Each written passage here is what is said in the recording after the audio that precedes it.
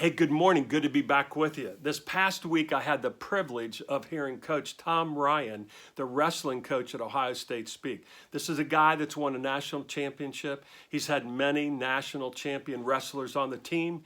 Kyle Snyder was an Olympic champion that was at Ohio State a couple of years ago. And Coach Ryan was talking about the idea of kind of the average athlete and the elite athlete.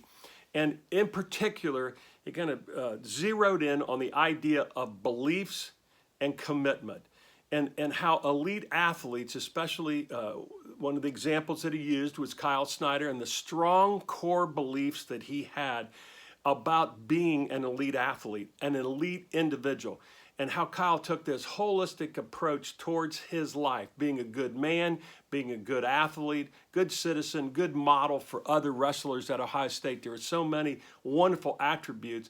One that Coach Ryan zeroed in on was the idea that, what does the elite athlete do versus the average athlete?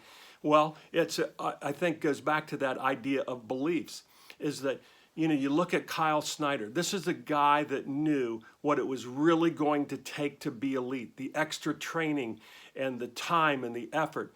Coach Ryan referred to that as chosen suffering. Chosen suffering. And you bet that's exactly what it is. Anytime we move out of our comfort zone to take on a challenge like that, to really have that belief but make the commitment to take the daily productive action to be an elite athlete, you bet there's going to be some pain. There's going to be choices that we are going to have to make in order to be that elite athlete for any of us that want to do that in any endeavor in our lives, to be masterful at it, to be elite at it, to really, we have that belief, but are we willing to make the commitment? Are we really able to choose that pain, to take that extra rep, run that extra mile, push away from some of those meals, that we know that we want.